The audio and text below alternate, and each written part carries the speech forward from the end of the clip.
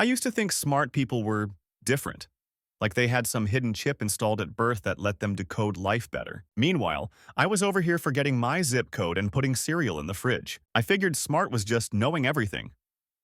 So I started hoarding information, articles, podcasts, books with titles like Think Faster, Win More. At some point, I knew 27 types of cognitive bias, but still cried when someone cut me off in traffic. That's when I started to wonder, what if smart isn't about what you know, but what you notice? So I doubled down. Brain apps, memory hacks.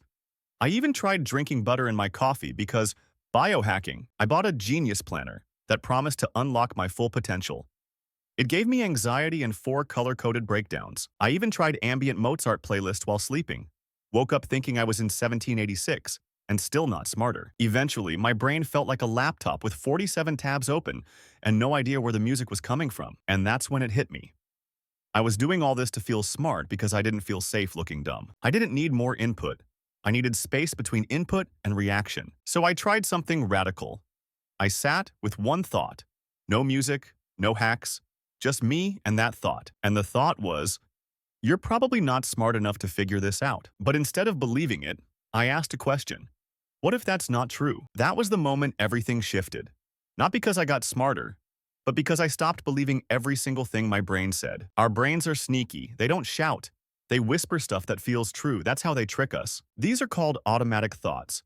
They pop up fast, before logic even wakes up, like emotional junk mail. And smart people? They don't have fewer of these thoughts. They just pause before forwarding them to reality. Psychologists call this metacognition. It's the superpower of noticing your thinking without instantly buying what your brain is selling. It's not about fighting your thoughts. It's about interviewing them, asking, where'd you come from?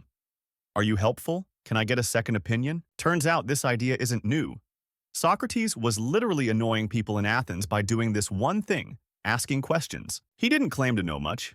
He just believed wisdom starts with saying, maybe I don't know. Descartes questioned everything, even whether he was real, which, like major anxiety vibes, Renee. The Stoics had a different approach.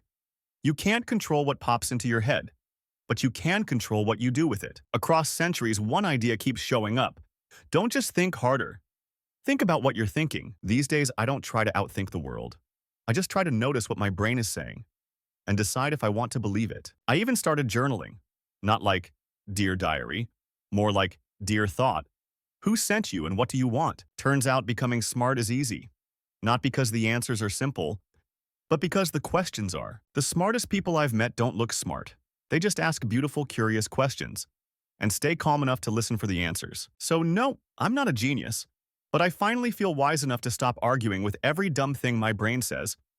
And honestly, that feels smarter than ever.